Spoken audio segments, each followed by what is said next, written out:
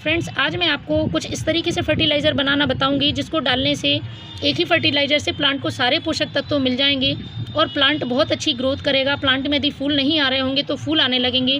सभी प्लांट्स के लिए समान रूप से उपयोगी है। आप सभी प्लांट्स पर इसका यूज़ कर सकते हैं। लेकिन आप सोच रहे होंगे कि इस तरह से फर्टिलाइज़र बनाने का क्या फ़ायदा है। तो इसके बहुत सारे फ़ायदे हैं।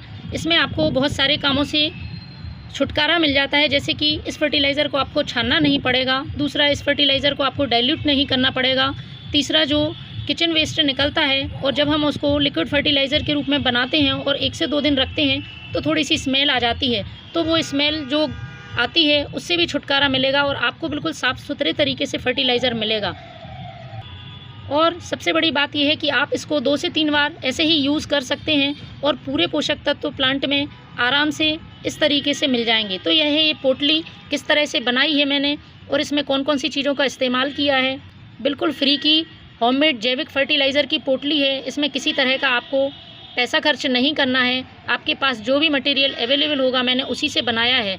और इसका सबसे बड़ा फ़ायदा है, इसमें मैंने 2 चीज़ें ऐसी शामिल करी हैं जो प्लांट में कीटनाशक की तरह काम करती हैं, क्योंकि अकेले फर्टिलाइज़र देने से काम नहीं चलेगा। बारिश का सीज़न है, यदि हम 2-3 चीज़ें ऐसी शामिल कर लेते हैं इस फर्टिलाइज़र में जो कि प्लांट की मिट्टी में फंगस दूर करें, तो फिर प्लांट की ग्रोथ बहुत तेज़ी से होती है और प्लांट में इंसेक्ट अटैक नहीं होता है। तो मैंने वो चीज़ें भी इसमें इस्तेमाल करी हैं।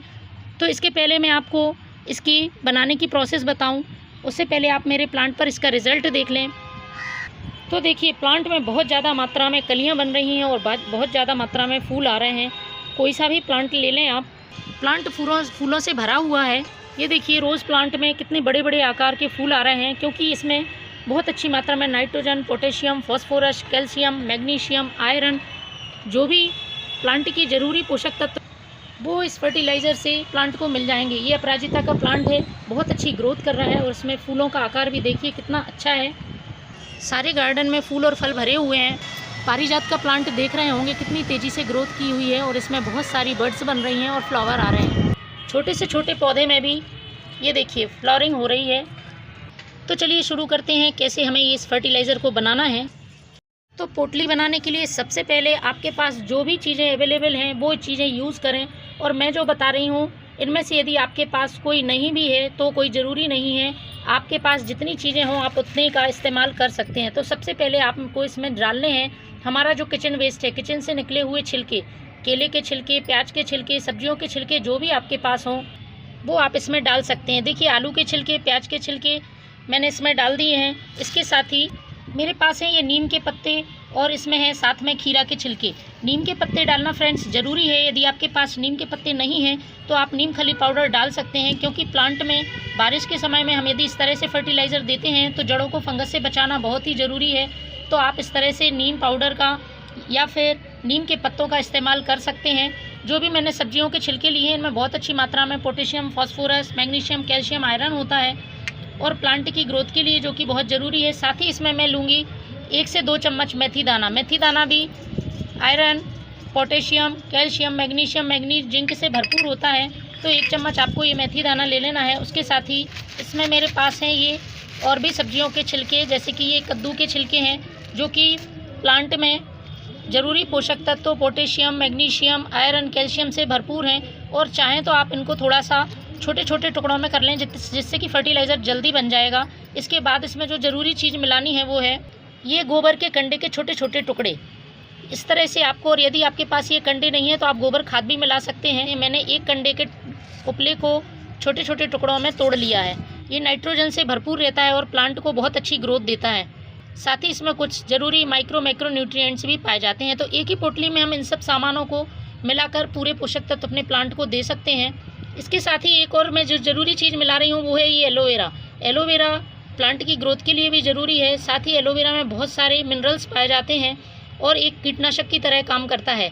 प्लांट की जड़ों में किसी तरह का फंगस होगा तो वो हट जाएगा और किसी तरह के इंसेक्ट होंगे वो भी दूर होंगे। तो इनको छोटे छोटे टुकड़ों में काट लेना है। आप जितनी भी चाहें एलोवेरा की पत्तियाँ 2 से 3 ले सकते हैं।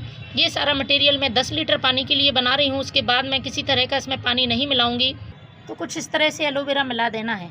इन सारी चीज़ों को मिलाने के बाद वो है यूज़ की हुई चाय पत्ती। ये प्लांट की मिट्टी को एसिडिक करेगी। फूलों वाले पौधों को एसिडिक सॉइल बहुत पसंद होती है।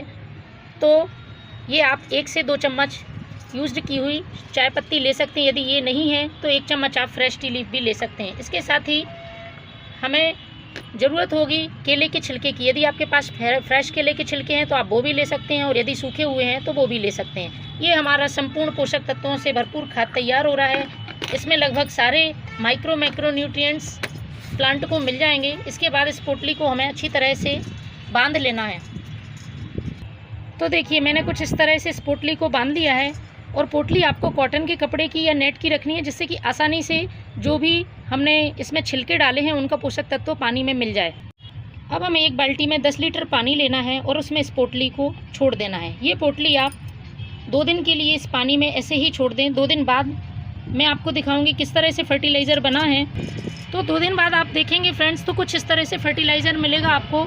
ये देखिए पूरी पोटली में से जो भी पोषक तत्व थे वो उस पानी में मिल गए हैं, और पानी का कलर बिल्कुल चेंज हो गया है। अब इस पोटली को आपको हटा लेना है, और ये जो हमारा फर्टिलाइज़र है वो प्लांट में डालने के लिए बिल्कुल रेडी है। ये आप किसी भी प्लांट में, अब इसमें मैं पानी नहीं मिलाऊंगी क्योंकि मैंने 10 लीटर पानी पहले से ही ले लिया है। इसको अब आपको सभी प्लांट की सॉइल में डालना है। फ्रेंड्स एक बार आप इस यूज़ करके देखें, आपको इसका फ़र्क ज़रूर नज़र आएगा। ये प्लांट के लिए बहुत अच्छा रिजल्ट देता है। Thank you.